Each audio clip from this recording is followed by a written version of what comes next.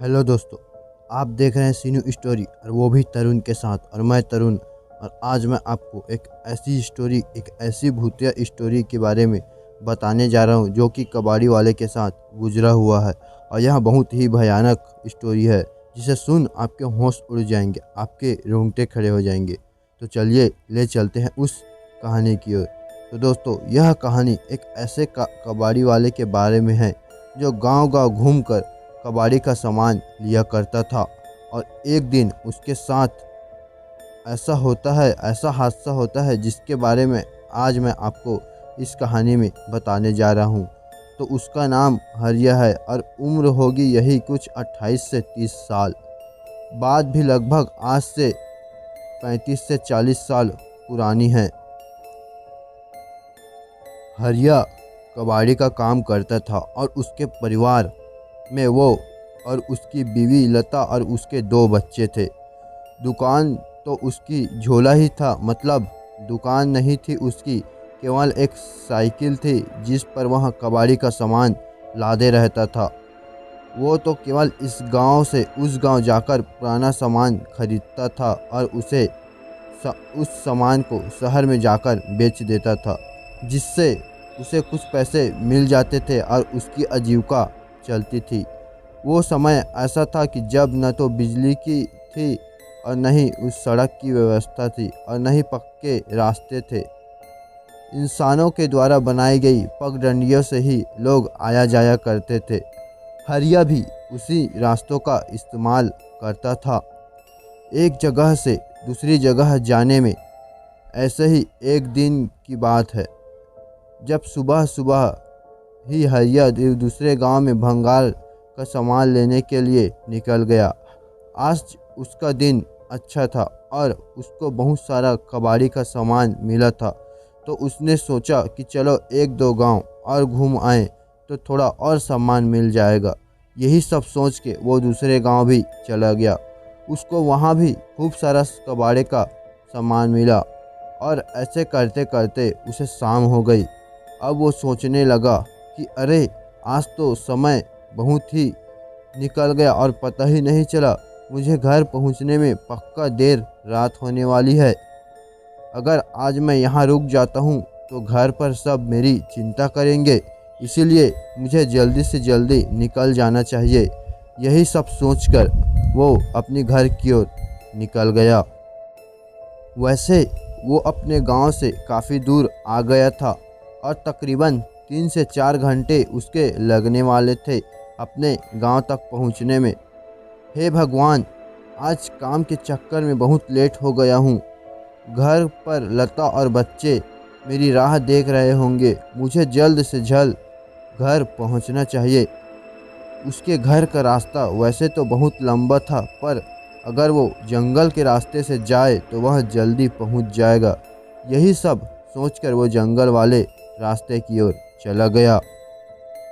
रात के कुछ 10 बज रहे होंगे। उसे जंगल से थोड़ी दूर पर लालटेन और आग की रोशनी दिखाई दे रही थी। उसे थोड़ा सुकून मिला, पर थोड़ा आगे जाने के बाद उससे वो रोशनियां आना भी बंद हो गई। अब हरिया धीरे धीरे आगे बढ़ रहा था, पर उसके सामान की वजह से वो थोड़ा थक भी रहा था और थोड़ा आराम करता और फिर से चलने लगता। धीरे धीरे चलते चलते उसे उस जंगल में से अजीब सी आवाज़ें आने लगी और उसको महसूस हो रहा था कि कोई तो है उस जंगल में जो उसके अलावा जो इस तरह की आवाज़ें निकाल रहा था। उसको एक गंदी सी बदबू भी आने लगी थी। तो उसने सोचा कि शायद यह बदबू खराब पानी की होगी जो यहाँ जमा हुआ होगा, और यह अजीब सी आवाज़ शायद इन सामानों से आ रही होगी। फिर थोड़ा आगे जाने पर फिर उसे महसूस हुआ कि पेड़ों पर कोई तो है, शायद यहाँ कोई पक्षी हो। पर फिर उसने देखा कि वो जो कोई भी था वो एक पेड़ से कूदकर दूसरे पेड़ पर जा रहा था। और थोड़ी सी चांद की रोशनी में उसने देखा कि वो एक बड़े बालों वाली एक बूढ़ी औरत थी जो कि इधर से उधर कूद रही थी। यह देखकर हरिया डर गया क्योंकि किसी भी बूढ़ी औरत को ऐसे पेड़ पे एक दूसरे पेड़ पे कूदना बिल्कुल भी आम बात नहीं है। हो न हो यहाँ एक चुड़ैल है। यह सब सोचकर हरिया के पसीने छूट गए, पर हरिया ने अपने डर पर काबू पाया और उसने सोचा कि तेज तेज गाड़ी चलाता हूँ और जल्दी से यहाँ से निकलता हूँ ताकि इससे जान बचे। मैं तेजी से अपनी साइकिल चलाने लगा और बस इसी इंतज़ार में था कि कब घर पहुँचूँ और कब इस डायन से मुझे छुटकारा मिले।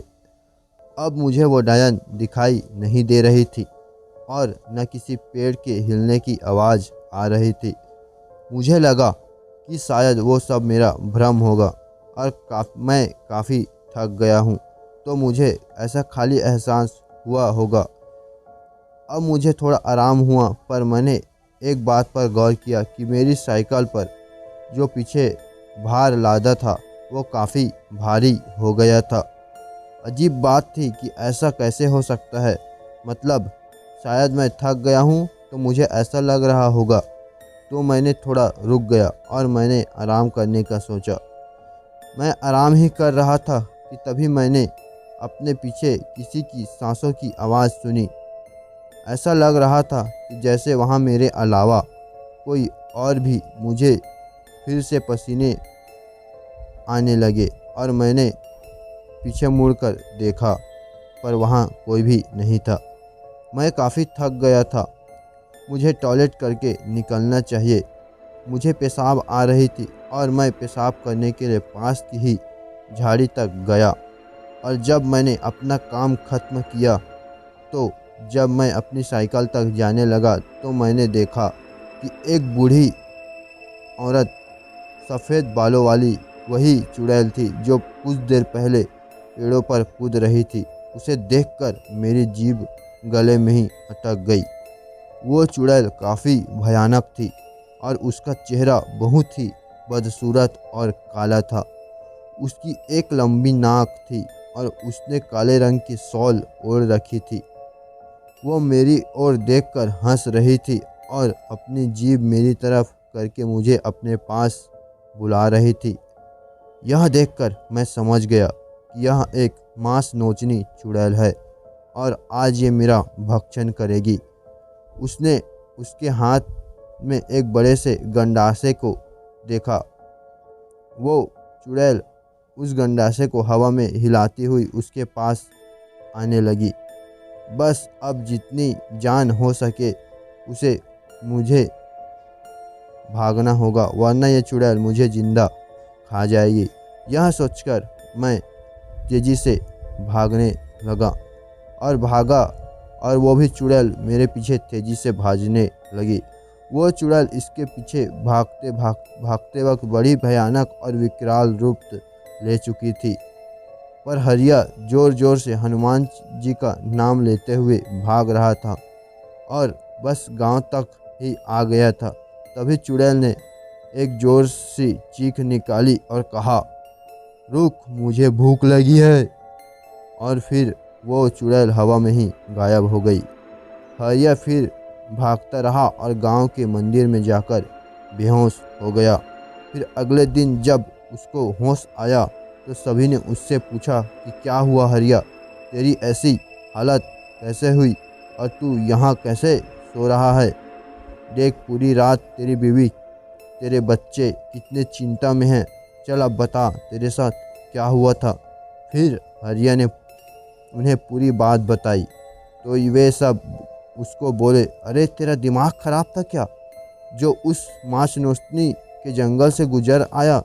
खैर, तेरा भाग्य अच्छा था जो तू आज बच गया। शायद तुझे भगवान ने बचा लिया। फिर हरिया उठा और उसने भगवान को धन्यवाद किया और अपने बीवी से मिलकर वो कुछ गांव वालों के साथ उस जंगल में उस जगह चला गया जहां पर उसकी कबाड़ी का सामान लादने वाली साइकिल थी। उन लोगों ने वहां जाकर देखा कि उसकी साइकिल के टुकड़े टुकड़े और कबाड़ी सामान यहाँ वहाँ बिखरे पड़े हुए हैं। यह उस चुड़ैल का ही काम था। हरिया उस दिन बच गया और फिर उसने गांठ बांध ली कि अब वो कुछ भी हो जाए उस जंगल के रास्ते से कभी नहीं जाएगा और किसी को भी जाने देगा। तो दोस्तों ये रही अपनी कहानी। कैसे लगी यह कहानी? अगर अच्छी लगी तो प्लीज़ वीडियो को लाइक कर दीजिए, सब्सक्राइब कर दीजिए और शेयर करना बिल्कुल भी ना भूलें। तो फिर मिलते हैं अगले वीडियो में, तब तक के लिए गुड बाय।